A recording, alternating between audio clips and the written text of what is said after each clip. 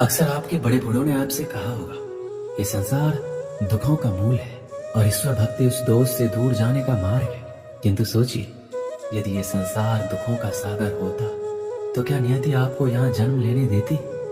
क्या ईश्वर यहाँ पर अवतार लेते?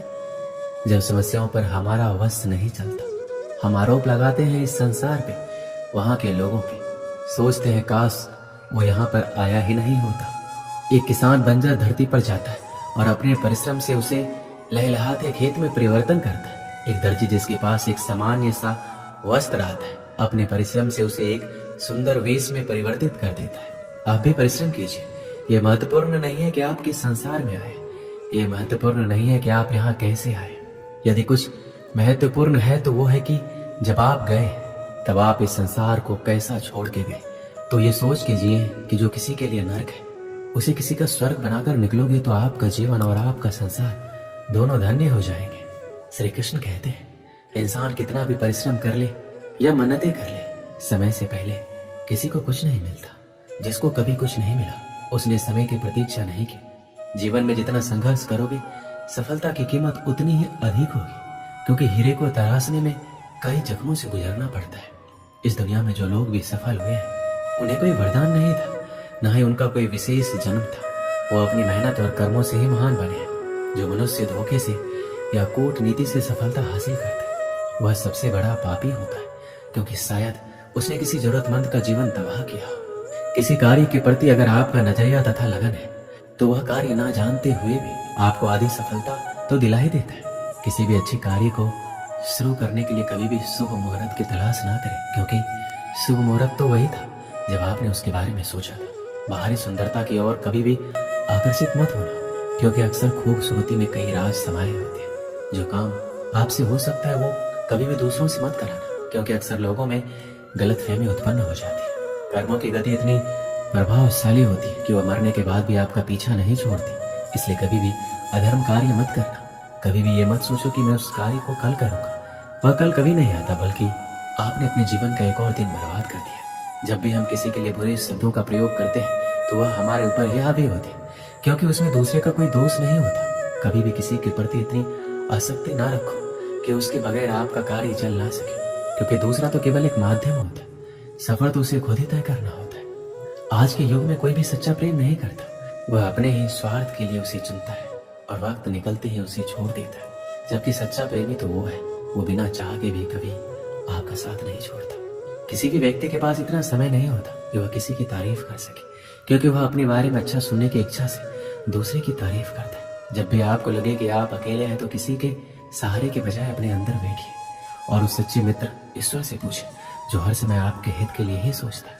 अगर सहारा किसी का जीवन बना देता तो ये प्रकृति इतनी सुंदर ना होती, क्योंकि जो आगे बढ़ने के लिए सहारा ढूंढता है वह पहले से ही बहुत पीछे चला जाता है। आलस्य मनुष्य का सबसे बड़ा शत्रु है। जिस शरीर में रहता है उसका नाश कर देता है। व्यायाम करने से हमारा शरीर और मन जिस प्रकार से स्वस्थ होते हैं, उसी प्रकार से नियमित ध्यान करने से मस्तिष्क और हृदय पवित्र होता है। आलसी व्यक्ति के अंदर कभी विद्या का वास नहीं होता, बल्कि कुरीति तथा कुभावना का विकास होता है। सत्य की हमेशा जिस प्रकार से जीत होती है, उसी प्रकार से परिश्रम की भी जीत होती है, भले ही उसमें थोड़ा समय अधिक लगता है। ज्ञान तो लगभग सभी के अंदर एक जैसा ही होता है, किंतु कुछ लोग उसको अपनी आदत बना देते हैं और कुछ लोग उसको अपनी सबसे बड़ी भूल बना देते हैं। श्री कृष्ण कहते हैं, हमारे पास अक्सर बहुत लोग आते हैं, कुछ को हम समय देते हैं, कुछ का हम तिरस्कार करते हैं, किंतु तिरस्कार कभी नहीं करना चाहिए। किसी व्यक्ति के पास आपके आने के 3 मुख्य कारण होते हैं: भाव, अभाव और प्रभाव। यदि कोई आपके पास प्रेम भाव से आए तो उसे प्रेम दीजिए, सम्मान दीजिए। यदि कोई आपके पास अभाव में आए तो उसकी आवश्यकता समझे और जितना हो सके स्वयं से उसकी सहायता करें। और यदि कोई आपके पास प्रभाव के कारण आए तो उसको समुचित सम्मान दे। तो खुद को भाग्यशाली समझे कि कोई आपके प्रभाव में है, किंतु तिरस्कार कभी ना करे। तिरस्कार जन्म देता है कुंठा को, और कुंठा किसी को भी आपका शत्रु बना देती, इसलिए मित्र बनाए। श्री कृष्ण कहते हैं, किसी में भी अकेले दुनिया को बदलने की ताकत नहीं है, लेकिन आप पानी में एक पत्थर फेंक कर कई तरंगे पैदा करने के समान बहुत कुछ कर सकते। हर कोई जानता है कि हम क्या है, पर ये नहीं जानते कि हम क्या बन सकते। अगर आपने अंदर की खूबी को पहचान लिया तो आप सब कुछ प्राप्त कर सकते हैं। जीवन में कभी भी दुख से न डरो, क्योंकि जब ठोकर लगती है तभी मनुष्य सीख पाता है और संभल कर चलता है।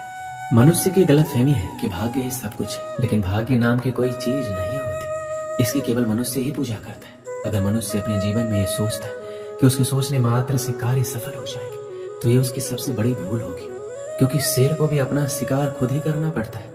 भाग्य तभी होता है जब मनुष्य कर्म करता है, और कर्म नहीं करता है तो वही भाग्य अभिशाप बन जाता है। मानव का भाग्य पूर्व जन्मों के कर्मों से बनता है, और वर्तमान जीवन में उस कर्म के प्रति कर्तव्य निष्ठ होकर कार्य करने से ही वह सफल हो पाता है। मनुष्य को हमेशा ये सोचना अनिवार्य है कि जो भी कर्म मैं कर रहा हूँ उसके संतान पर वैसा ही प्रभाव पड़ेगा, अर्थात पुत्र के अंदर भी वही गुण विद्यमान होंगे। मानव के जीवन में संगति का असर बहुत पड़ता है।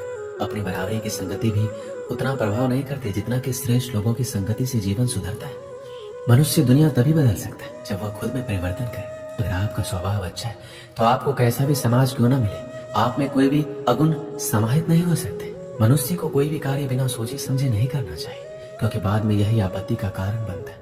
और थोड़ा सोचे और कार्य को सफल करे।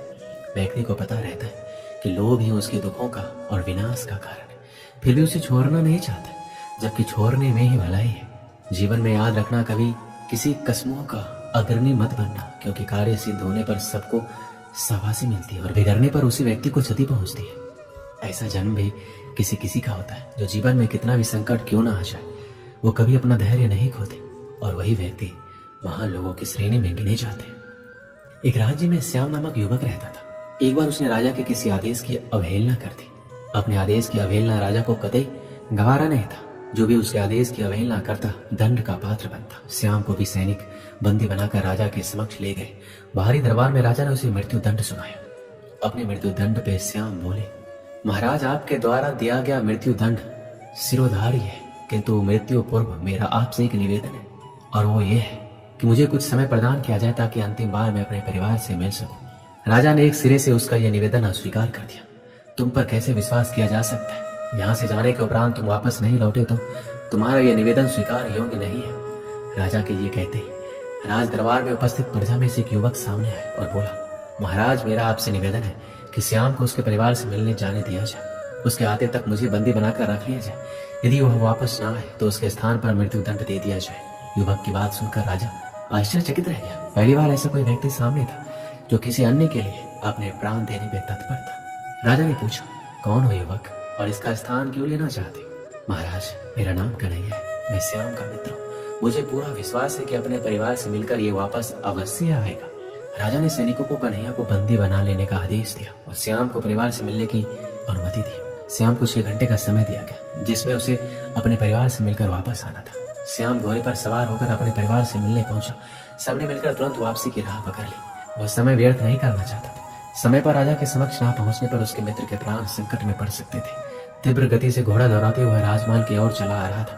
एक स्थान पर वह घोड़े से गिर पड़ा और चोटिल हो गया। इधर निर्धारित 6 घंटे पूरे हो गए। श्याम राजमहल नहीं पहुंच पाए। इस स्थिति में कन्हैया को मृत्यु दंड के लिए तैयार किया जाने लगा। अपने अंतिम समय में कन्हैया ने श्याम को स्मरण किया और आंखें बंद कर ली। वह प्रसन्न था कि वह अपने मित्र के काम आ सका, किंतु अंतिम क्षण में श्याम राजमहल पहुंच गया। वह राजा से बोला, देरी के लिए क्षमा महाराज, मैं घोड़े से गिरने के कारण चोटिल हो गया था। अब मैं वापस आ चुका हूँ, कृपया मेरे मित्र कन्हैया को छोड़ दीजिए। श्याम का कथन सुनकर कन्हैया ऊंचे स्वर में बोला, मित्र तुम चले जाओ। श्याम बोला, नहीं मित्र, मेरा दंड तुम कैसे भोग सकते हो, और मैं तुम्हें ऐसा कैसे करने को दे सकता हूँ? मेरा दंड है, मैं ही भोगूंगा। तुमने मेरे लिए जो किया उसके लिए मैं तुम्हारा आभारी हूँ। राजा श्याम और कन्हैया की मित्रता देखकर प्रसन्न हुआ और बोला, ऐसी मित्रता मैंने आज तक नहीं देखी। मैं तुम दोनों से बहुत प्रसन्न हूँ और घोषणा करता हूँ कि तुम दोनों में से किसी को मृत्यु दंड नहीं दिया जाएगा। मैं तुम दोनों को स्वतंत्र करता हूँ। इस कहानी से क्या सीख मिलती है? सच्चा दोस्त एक अनमोल रिश्ता है जो जीवन का महत्वपूर्ण हिस्सा होता है। वह व्यक्ति जो हर घड़ी आप पर विश्वास करता है और आपके साथ खड़ा रहता है, सच में महत्वपूर्ण होता है, क्योंकि वह आपके जीवन में साथी और समर्थन देता है। एक सच्चा दोस्त आपके सारे राज और बातें सुनता है, आपके साथ खुशियों में साझा करता है और आपके दुखों में सहानुभूति दिखाता है। सच्चे दोस्त का साथ आपके जीवन को अधिक मजबूत और सुरक्षित बनाता है। एक सच्चे दोस्त के साथ समय बिताना अद्वितीय और मान्य होता है, और इससे आपके जीवन में आत्मविश्वास बढ़ता है और आपके लिए एक सुरक्षित स्थान प्रदान करता है और आपके साथ हर मोड़ पर होता है। दोस्त जीवन की सफलता और खुशियों की दिशा में एक महत्वपूर्ण भूमिका भी निभाता है, और यह रिश्ता जीवन भर बना रहता है। जय श्री कृष्णा।